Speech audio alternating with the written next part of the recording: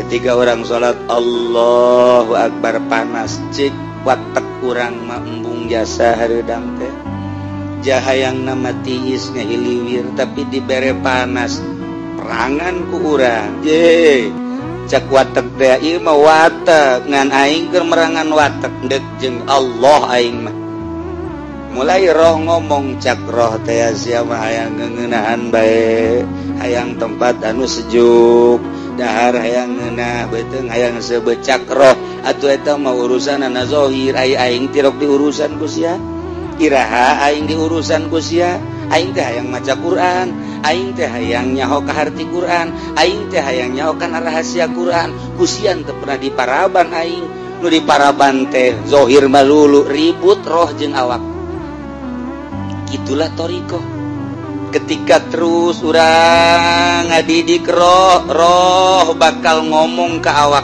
ketika awak urang lapar dahar cak roh tuh sia deui bae dahar ketika hees tuh cak roh sia deui bae hees aing mah can diparaban-paraban ketika dur zohor urang hees tuh bagian aing mah hees deui bae cak roh iraha sia atuh mere dahar ka aing goblok tolol cak roh ge nyarekan ka awak urang nyarekan ka awak urang ketika urang ngaji babarengan reup hees cak roh teh tolol sia deui bae ira deuk beres atuh geus pugutung du sia molor keur ngaji ge hees bae ai deuk ira diparabanana Allahumma sholli ala sayyidina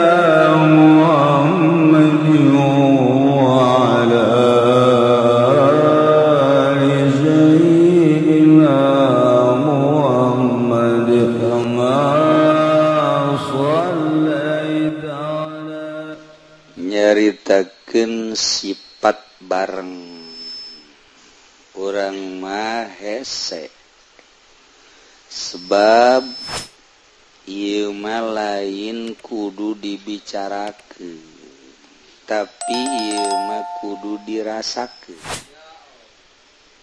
okos urang boga kabogoh eta kabogoh nempel di hate urang jadi aya bae tadi hate teu daek poho-poho kacipta ku urang biwirna irung hunung sagalana aya di jero hate okos kuari resep kana cincin eta cincin ka bawa salat aduh luar biasa mun teu batal mah bari salat ge ngagosokan cincin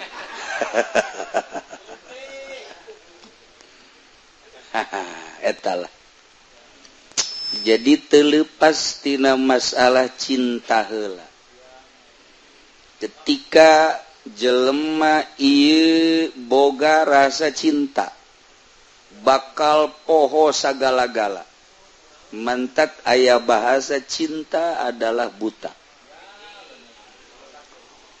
cinta teh urang mah caritana ngan sakadar ka awewe bae urang bogoh ka awewe di belah kidul sedengkeun mun urang dekat ditu ngaliwatan kuburan terkenal kuburan eta asal jam 11 12 ka ditu osok aya ririwa angker luar biasa tapi sugan urang sieun ka ririwa henteu hujan ngelecrek angker nu luar biasa poek listrik urang boga janji jeung kabogoh urang kajen teuing kumaha ge apapun yang terjadi sekalipun nyawa taruhannya wow eta memperjuangkeun itil kos kitu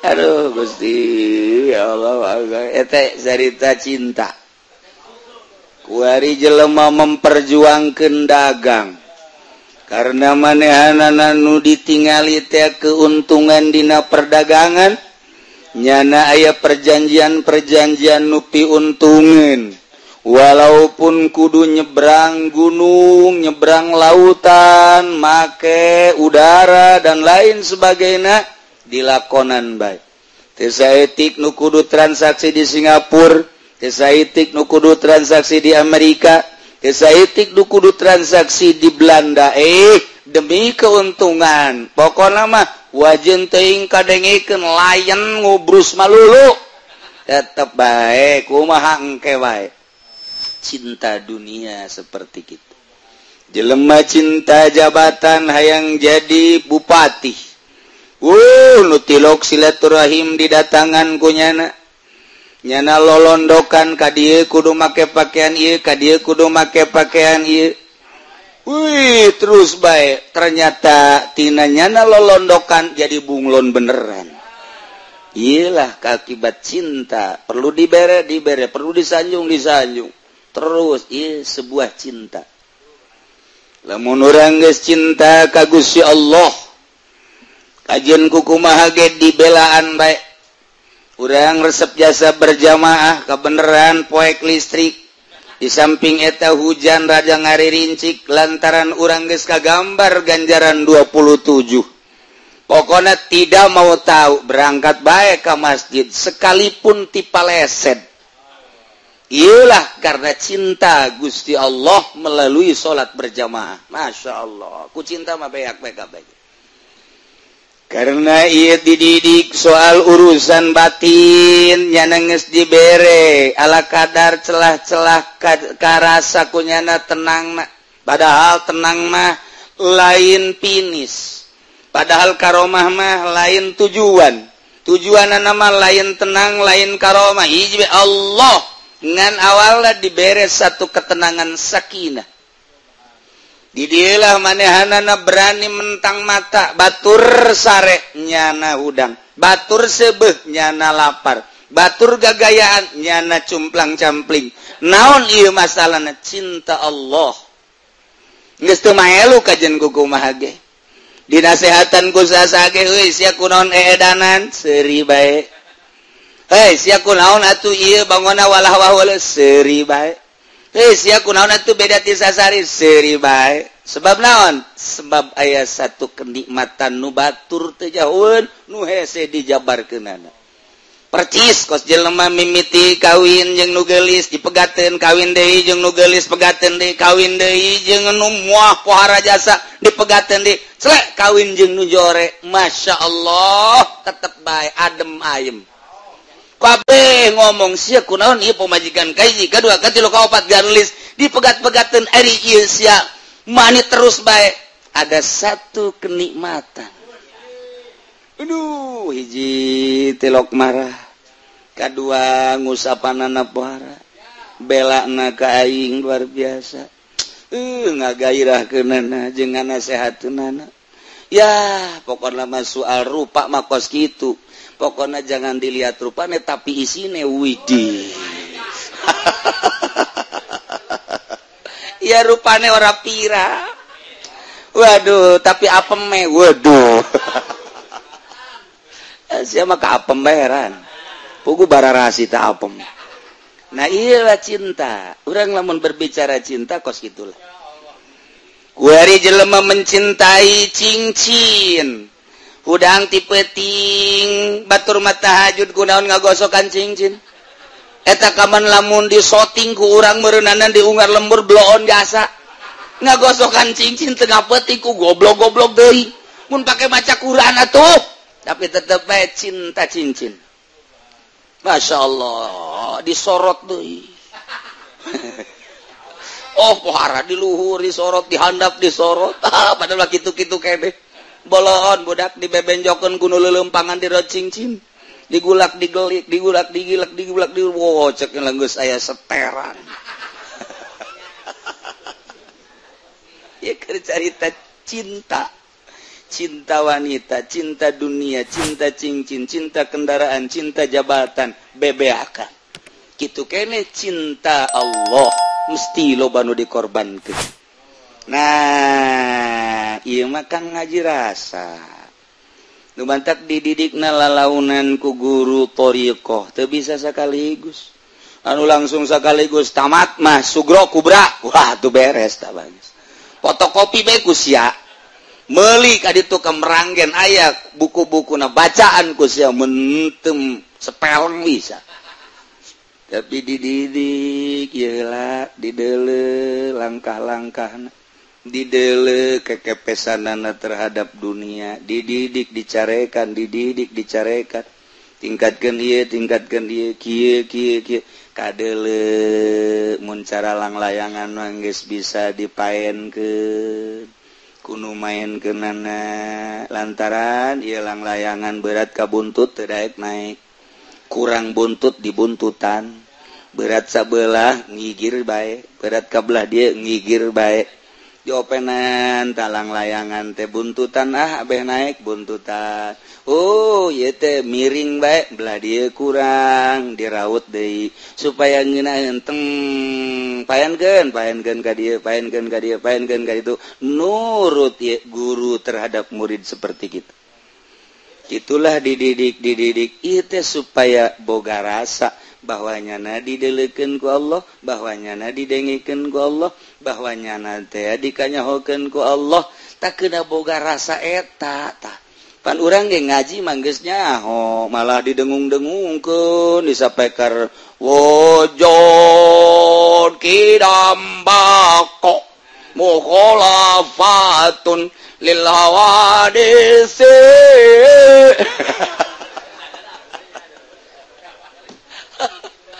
Aduh, masya Allah. Tapi kalakuan anak kos tunggal ngerti karena wujud kidambako aja. Wayah ngeridit baik. Wayah main bola di TV terus baik. Hei, ai isya kaunuhu aliman samian basirona mana? Ai dina paksa peker mah pohara jasa. Di berjamaah gun kunyano. Ceramah bisaan jasa. Saudara-saudara sekalian, MZ baeleh. Namadak eleh geus paeh kan MZ na. Tapi kalakuan kos adu teu ngarti, lawan tak teu boga rasa. Ieu mah deuk dididik rasa supaya ngeunah anu luar biasa maca Quran teh nikmat, zikir teh ngeunah, maca sholawat teh nikmat, ngeunaheun tafakur teh geunaheun. Sakumaha tadi urang salat Allahu Akbar. Kemudian ayat tah kuari reungit. Urang lamun teu ngarti bahwa urang keur jeung Allah eleh kuda mah sesepak war cakna mah teu batal mah. Tapi kulantaran urang ngaji tauhid aing nangtung nang Allah reungit ge hiber nang Allah. Ketika reungit jocok ka aing nocokna eta menang Allah. Geus bae nafsu aing teh embungeun digegel reungit ngan aing keur dicoba ku Gusti Allah. Baik-baik besi aya reungit meureunnan ieu reungit teu boga parab di mamana meureun parabnya na teh kudu di aing. Nangatur Allah meureunnan nyana supaya sebeuheun di aing nyanggakeun sadaya-daya Gusti abdi mah keur ka Gusti lain salat tungtung mah ngobrol jeung reungit. Eta mah jam penjabaran. Mata ieu mah rasa hese dijabarkeunana. Ketika orang salat Allahu Akbar panas cik watak urang mah embung jasa hareudang teh. Jahayangna mah tiis ngahiliwir tapi dibere panas. Perangan ku urang. Je. Cak watak teh ieu mah watak ngan aing keur merangan watak deuk jeung Allah aing mah. Mulai roh ngomong cak roh teh sia mah hayang ngeunahan bae.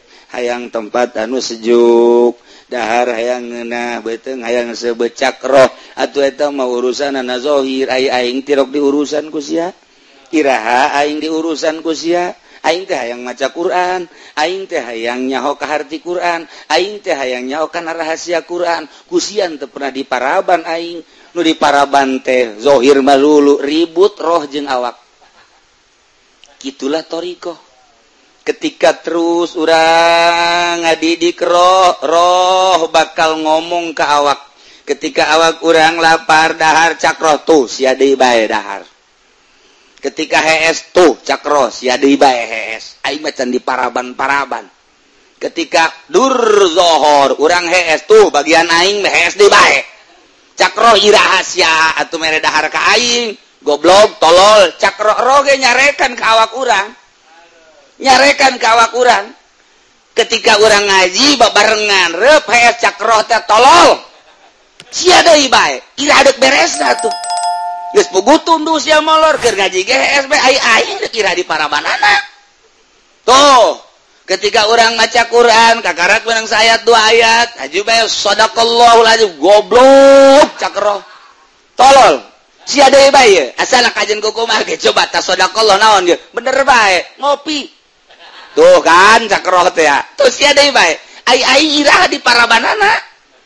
Roh marah antap cakro ke di akhirat sia nya dibeuleum sia bagai geus dibeuleum panjeung aing-aingna cakro teh wayahna atuh ieu lah toriko dibulak dibalik ngeuweuhkeun watak tobeat urang dika Allahkeun supaya leuleus sakumaha layangan dipaenkeun ka mana belah dieuna ku guru maksudna belah dituna ku Allah. Ketika datang instruksi ti Allah persis ke Sidina Abu Bakar Siddiq radhiyallahu anhu. Abu Bakar Siddiq cak Abu Jahal, Abu Bakar, siap percaya gitu kana lamunan Muhammad kana sihir Muhammad. Gitu kunaon? Kamari mah Muhammad masih wajar-wajar kene. Kuari mah Muhammad bejana mantas di Palestina cenah naik ka luhur lagi ka Sidratul Muntaha. Ya siap percaya leuwih ti eta, percaya. Abu Bakar Siddiq. Iyalah iman anu luar biasa. Bandingkan jeung urang titah ulah ngeridit masih ngeridit lah ku guru ge teu kanyahoan ieu tolol teh coba ku guru ge teu kanyahoan ai Allah lah Allah mah gaib ieu toh teu bolot deuk datang ka mana ieu urang ibadah iyalah diperlukeun thariqah teh diperlukeun saat jelema teh ikhlaskeun melalui thariqah teh diperlukeun saat jelema takabur datangkeun thariqah Thariqah teh diperlukeun ketika manehna hubud dunya datangkeun thariqah. Thariqah teh diperlukeun ketika jelema ieu kitu hubur riasah yang jadi pamimpin datangkeun thariqah. Nu matak thariqah teh diperlukeun bagi jelema nu deuk ka Allah ketika takabur di thariqah mah ulah sok norekat sia abe ulah takabur sing bener norekat.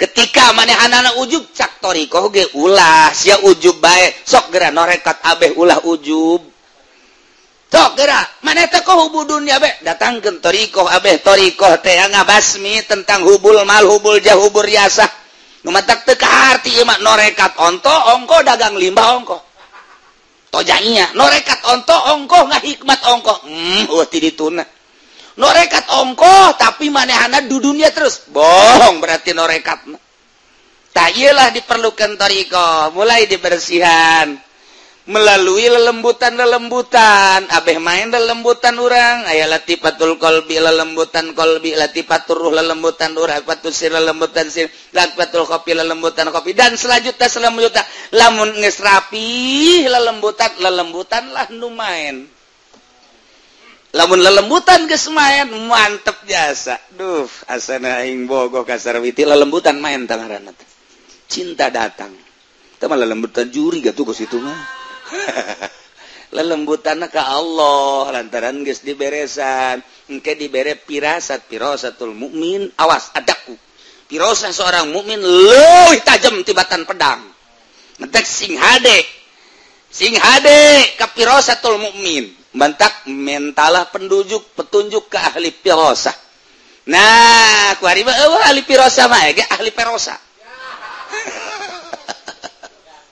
Nah, mulai kuari dididik lalaunan perlu puasa-puasa, perlu henteu-henteu nu penting mah eta we kurang zikir, tafakur, muraqabah di saat-saat anu ditentukeun ku guru.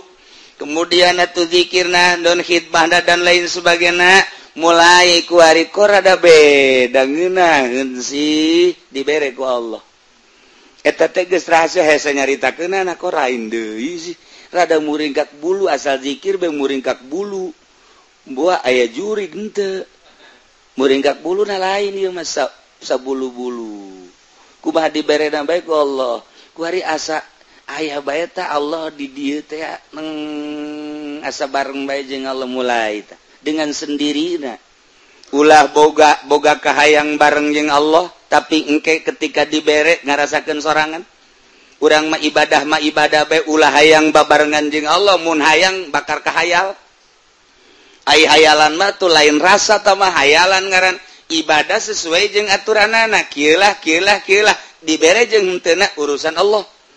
Nah ku hari kaget jelema lamun ibadah bae terus mulai kok aya kos kieuan dibere kaget ku Allah dibere kok aya kos kieu penasaran nya timbullah penasaran di mana datangna teu nyaho.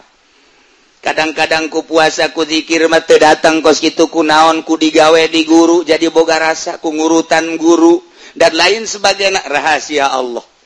Sebab diberena ketika dinolkeun ulah ayana naon ulah hayangna naon eueuhna naon di jero hate.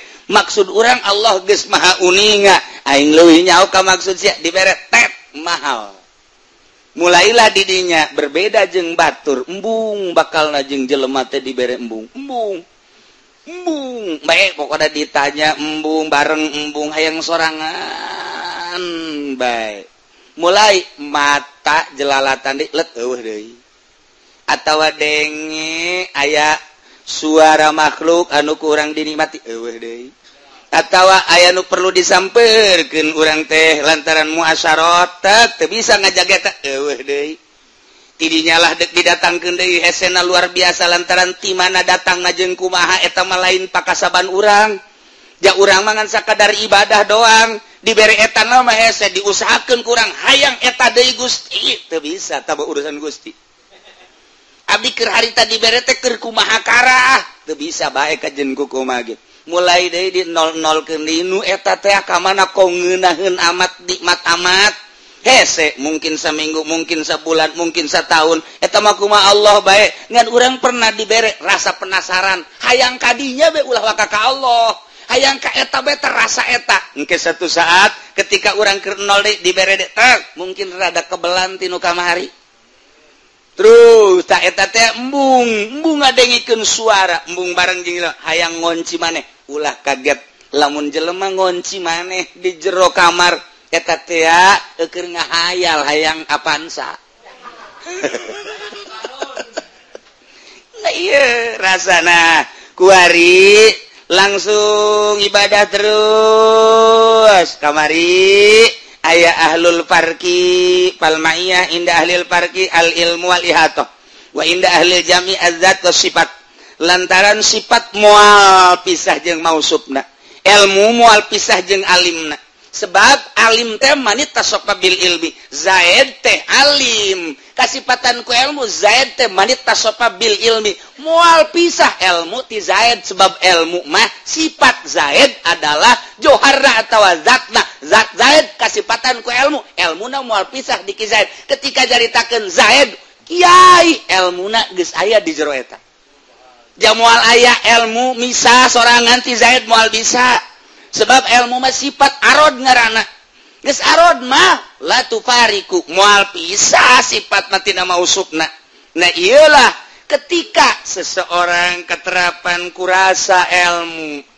ilmu Allah nyorot apan eta ilmu Allah teh meureun moal pisah jeung Allahna kuari urang boga rasa kadeuleu kanyahoan ku Allah aing ye cek Allah sia di gunung aingna aya sia di leuweung aing aya sia di laut aing aya sia di kota aing aya sia di luhur gunung aing nyaho sia di leuweung aing nyaho sia di laut aing nyaho sia di kota aing nyaho sia di lembur aing nyaho peuting aing nyaho beurang aing nyaho di nu loba jelema aing nyaho di nu sorangan aing nyaho berarti urang kanyahoan bae ku Allah ilmu Allah teh ngalimpudan urang.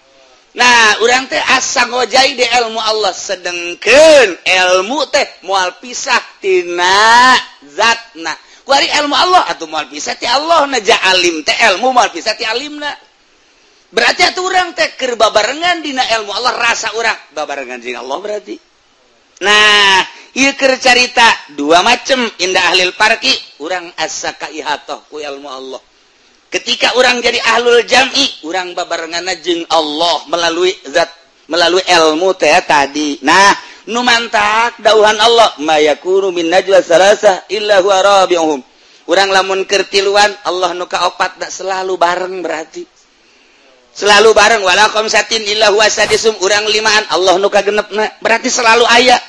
Wala adna urang kaopat, Allah kalimana urang katilu, Allah kaopat da min zalik wala aksar illa huwa. Oh, mahum. urang 10-an Allah ka 11, urang 1000-an Allah teh nu ka 1000 hijina, urang 1 jutaan Allah nu ka 1 juta hijina. Dina harti teh selalu bareng-bareng jeung saha bae bae. Urang sorangan Allah ka 2, urang 5-an Allah ka 6, teu pernah bareng, teu bareng. Terus bae berarti urang isin tidinya. Nah, nu mantap aku ari kieu. Lantaran terus-terusan aina makanu di mana bae urang ayana. Qala al-Arif al-Wartajusi radhiyallahu anhu, al-ma'iyah bil ilmi umum. Sifat ma'iyah ku ilmu umum. Ketika urang boga rasa babarengan melalui ilmu umum teh mah. Tidinya teh lamun Allah teh rasa bareng bae urang teh ku ilmuna, deukeut atuh ka Allah. Deuketna urang ka Allah ku ilmu, atuh teh mah khusus garana wali. Ngan wal qurbu bil ilmi umum, deukeut ku ilmu umum, wa bi zuhuri tajalli khususun. Lamun ku zahir tajalli eta lah khusus. Ku ari kieu. Urang ibadah bae ka nyai-nyayan, aya dibere. Duh. Rasa nyahona Allah ka urang aya di diri urang. Cak Allah. Ulah nanaon sia ku aing dibere ilmu. Ngan ilmu na beda ti batur. Ilmu sia kudu dipetakeun. Nyaho sia petakeun metakeunana bahwa aing teh nyahoeun ka sia. Pan eta urang boga ilmu. Ilmu urang na teh kudu dipetakeun bahwa Allah nyahoeun ka sia ka urang. Petakeun geura ilmu. Tak ilmu sia petakeun bahwa Allah teh nyahoeun ka urang.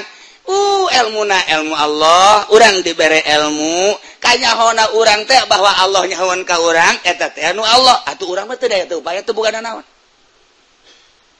Asana puyeng cenah kieu. Emang sia mah puyeng bae. Perhatikeun. Urang bodoh ka Allah, kuari dibere teu ilmu.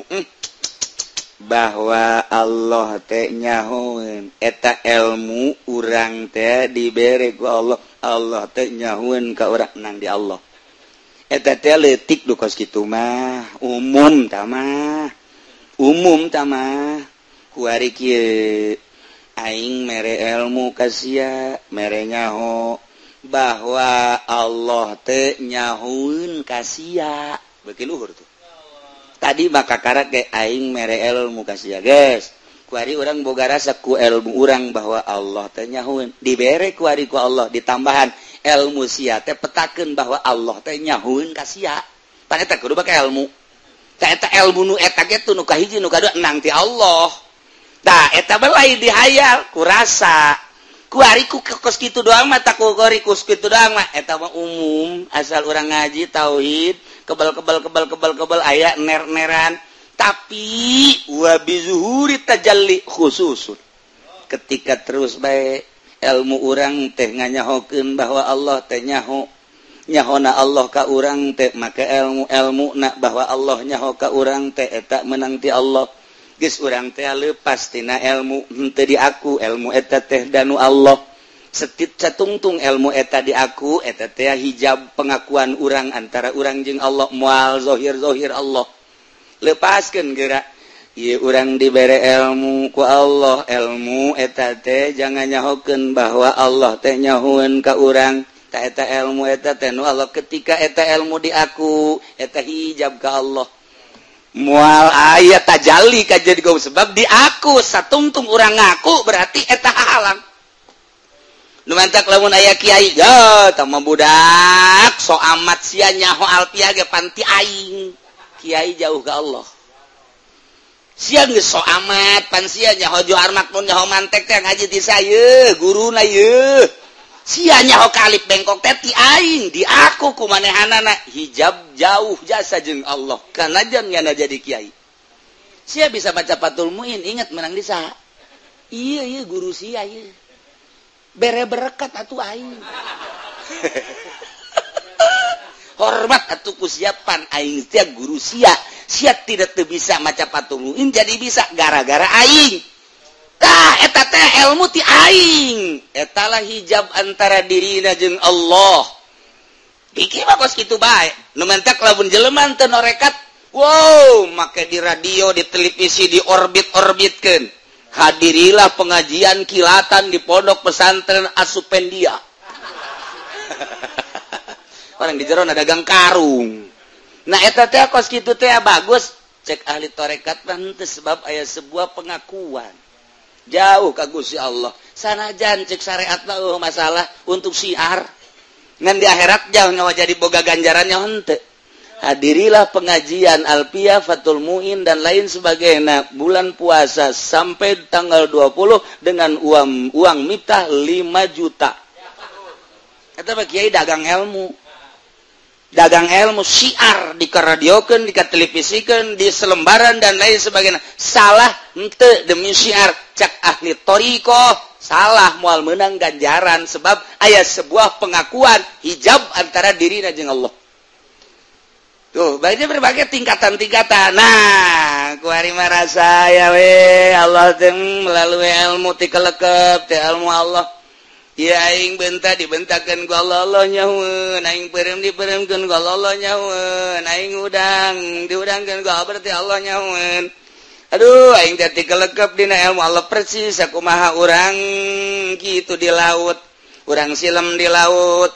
Kaharep ka tukang kagigir kabeh cai laut kaluhur ka handap cai laut ieu ge urang ti kalekep dina ilmu Allah kaharep ka tukang kagigir kaluhur ka handap ilmu Allah ti kalekep dina ilmu Allah ambalayah keneh tah nu kos kitu mah loba keneh ya Allah eta ge geus hese jasa sih ulah nganggap ngambalayah ulah ieu mah keur carita nu ka Allah loba tah nu kitu mah menteknya nama beuki sieun bae ka Allah titita ngredit ngebiri gidig tita asup ka Golkar embung sakumaha deuk kaseuneu sieun ka Allah sieun nu kos kitu diajak ka pendopo bae embung sia bae embung aing mah pokona nu penting mah usia masuk kitu bae aing datang embung ka pendopo teh berkatna mah tetep kiriman jiblon mah jelema nah ieu geus beuki apik beuki sieun kunaon eta rasa dikajahokeun ka Allah beusi salah ambalayah.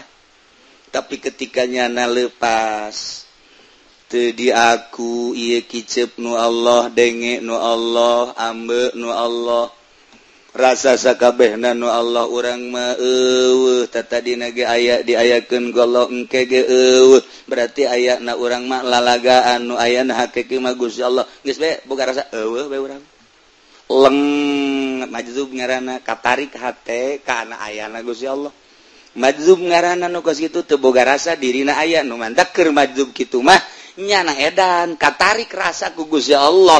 Nah ieu teh ya kajeun teuing nyana teh salat keur edan Allah kadang auratna kadeuleu majzub ngaranna dihampura ku Gusti Allah sebab keur majzub jaku Allah ditarik rasana karena ngaranna teh engke teh bebak kok cager dititah ku Gusti Allah kembali ke masyarakat. Nah eta teh geus dibere ku Gusti Allah tajalli kadeleuna gunung lain gunung tapi Allah laut kadeleuna lain Allah lain laut tapi Allah tangkal lain tangkal tapi Allah tajalli eleh kabeh ku Gusti Allah sebab ieu dunya ayana lalagaan tadina eueuh kuari aya ti eueuh ka aya nu ngaayakeun Allah sanggeusna aya nung naon ngaranna utar atur Allah geus kadeuleu ombak laut diatur ku Allah nu kadeuleu lain ombak lautna tapi Allah nu ngaturna gunung luhurna ieu nangaluhurkeun Allah lain gunungna nu kadeuleu aturan Allahna ditajalikeun ku Gusti Allah geus kabeh nu kadeuleu teh ieu teh lain dunya tapi nu nyieun dunya ti eueuh ka aya ti aya ke eueuh deui berarti ieu mah lalagaan percis kos kalangkang bae nu aya ke mah Allah ditajalikeun ku Gusti Allah blak ieu lah nu hese ieu lah pangkat kutubul aulia wa tajalli khususun wa dzalika wallahu a'lam bissawab.